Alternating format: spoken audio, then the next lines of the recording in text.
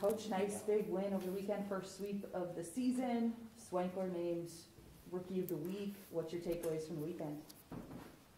Obviously, to win 2 games is really a positive for our group. It was first home CCHA series coming off of a split up at Bemidji, which was difficult. So anytime you can win 2 games on a weekend, regardless of the opponent, we're certainly thankful for that. And then, yeah, Austin had a good weekend and was fortunate enough to be named Rookie of the Week again.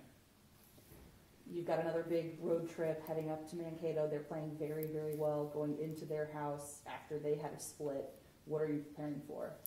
Yeah, they've been the standard in the league. You know, obviously they've won a bunch of regular season championships and they've won playoff championships, and last year they were a team that was in the Frozen Four. So we know it's going to be a difficult task. They've got the most wins in college hockey over the last 5-6 years. So always a fun place to play. You know you need to be at your best in order to give yourself an opportunity to have some success. So it'll be a great challenge for our guys.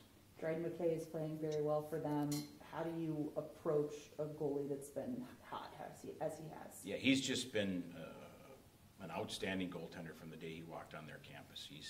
He's done a fantastic job. He'll probably go down as one of the best goalies ever to play college hockey statistically.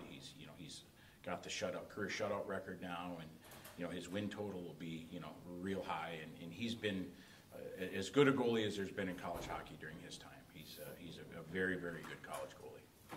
For you guys, are you going back with Rose, or what is your plan this weekend? Our plan is just to have those guys continue to push each other and give us the best opportunity when it's their turn. And we've talked about it internally. We've talked about it, externally with people that ask. What we ask our goalies to do is give us a chance to win, and give our team a chance to win. And if they can do that, then they're going to be back in there. And so we take it day by day. We're not trying to keep any secrets or anything. We feel confident in both our guys, and that's the way things have been around here for a while. We've been comfortable with a Friday night guy and a Saturday night guy, and if at some point, for whatever reason, someone takes it and runs with it for a while, that's fine too. But we want to make sure that we have good goaltending, and whether that's 2 guys or 3 guys or 1 guy, we're okay with however it works out. But we feel really good at this point with both Zach and Christian.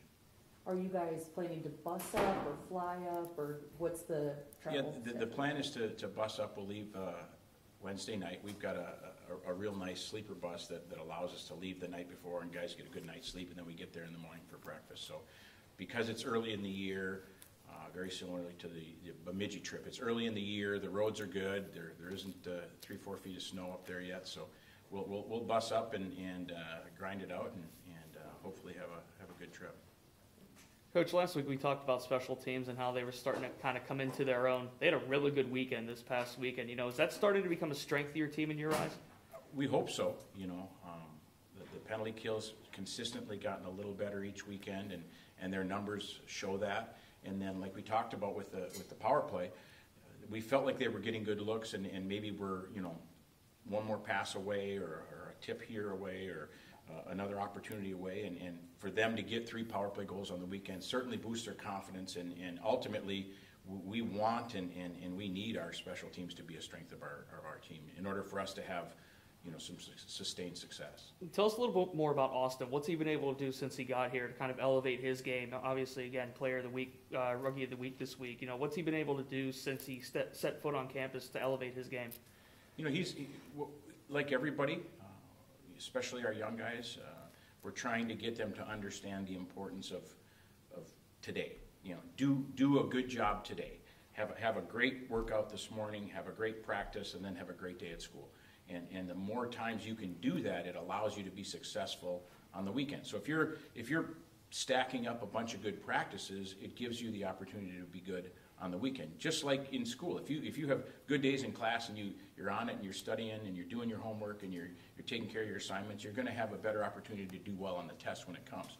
So, and then you combine that with Austin's individual skill set. He's a talented offensive kid, and so you just want him to be improving daily and working hard on the other areas of game. improve your face-off percentage, improve your defending, improve how you play in your own zone, and improve your, your back check and things like that. And he's been receptive to that, which for a lot of offensive guys, they tend to only think about offense and only feel like that's the only way they get any satisfaction about playing hockey. We're trying to get all our guys to, hey, we all understand that playing in the offensive side of the puck and in the offensive zone is a lot of fun, but in order for that to happen, you've got to do other things. And so we're trying to get Austin to appreciate and value, which he does, playing on the defensive side of the puck, because that will translate into more offense. So he's been really good with that, and just like a lot of our young guys they're just learning how to find their way in college hockey. Mm-hmm. You brought it up briefly there, but I wanted to ask about the energy level of practices. Obviously, winning as many games as you guys have had early on in this season, I'm assuming practices have been a little more energized. What is the team doing day in and day out with the practices? Maybe even with the little things that's led to that success early on. Yeah, we've tried to be, again, it's, I don't come in as the head coach and say, this is what we're doing today. We empower our guys to say, what do you think? What time should we get here in the morning? Are there some drill? We've been doing this. What do you guys see for a warm-up drill? Goaltenders, we're real aware of everything and how everybody kind of plays into each day and how that impacts the mood. And then the biggest piece is our older guys have done a great job incorporating our young guys. We've talked about it a lot. We've got 8 freshmen and we've got 3 transfers. So that's 11 new players, and it would be real easy for our returners and our older guys to divide the group or kind of keep to themselves and not welcome those guys in. But from day one, we've been real intentional about making sure that this is our 21-22 team. Okay, so we're not worried about 22-23 and 2021 is in the rear view. So what are we going to do, and how are we going to make this the best year we can? And so the attitude's been great. And that has a lot to do with the players. They've been really good. I think Christian Stover said it after the game on Saturday in his interview. They talked to him about being a freshman and what does that mean and how has it gone for him. And he said, the older guys have been great, and it doesn't matter if you're a senior or you're a freshman. We'll go out to dinner with guys, and we have a really unique setup too where our guys live. All our guys are off campus. And, they live in 4 houses that are literally bing, bing, bing, bing. And, sometimes that can be bad, but for the most part it's really good because it forces the group. They spend so much time together. And I can't emphasize enough how happy we are with how they're getting along and how they just treat everybody with respect, and everybody's valued, which is great. Any thoughts on the big football game tomorrow? Oh yeah, I heard about that. Something about the Battle of I-75. Yeah. Mm-hmm.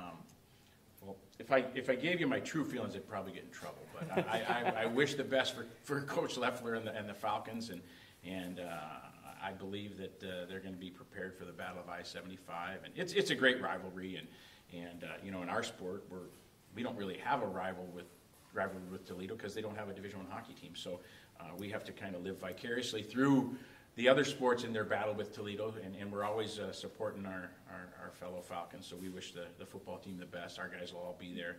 I think every returning guy we have, they're going to do a student-athlete 3.0 recognition at halftime, and every single returning player we have will be there, so our guys will be well represented and be cheering on the Falcons as they do their best to take it to the Rockets. There you go. The other question would be, with this early series against the top 5 team in the NCAA, how can this series affect the season as a whole? Like, if you gain any confidence, could that confidence last throughout the whole season? Yeah, it's not a must-win weekend or anything like that. It's a great opportunity. I said to another person this morning, we take our 34-game regular season and we break it into 4 parts and 8-game segments, and then we start again with the final 2 home games, or final 2 games at the end of the year, sorry. And so the first 8-game segment, we're 5-1-2, and we felt really good about that. And we had some, we got to take our team on the road to RPI, and we played home and home with Miami, and we go to Bemidji. So we had some difficult tasks and some new opportunities for our new team and this year's version of our team. And so now this is the start of the second segment, and to go to Minnesota State Mankato, who, like you said, is perennially one of the top 5 programs in the country, have done a fantastic job, are well coached. It's a great building. It's a good trip all in all, because the hotel setup's really good. You just walk through a skyway to the rink, and it's a great rink, and they have great fans. And so this is a really good opportunity for us to measure ourselves against what we know is one of the best teams in the country right now. And it's nothing more than that. It's nothing less than that. It's 2 CCHA games that will allow us to see where we're at and gauge, because we know that at the end of the year, if history repeats itself, that Minnesota State's going to be in the mix. They've done enough over the past 5 or 6 years to show that they're going to be in the mix for the regular season championship. They're going to be in the mix for the playoff championship, and so it's a great opportunity for us to go there, and it can be. I think our group is confident. We should be confident based on the work we've done, but we also know we're not a finished product, and this is just another chance for us to measure ourselves against what we know is a really, really good team.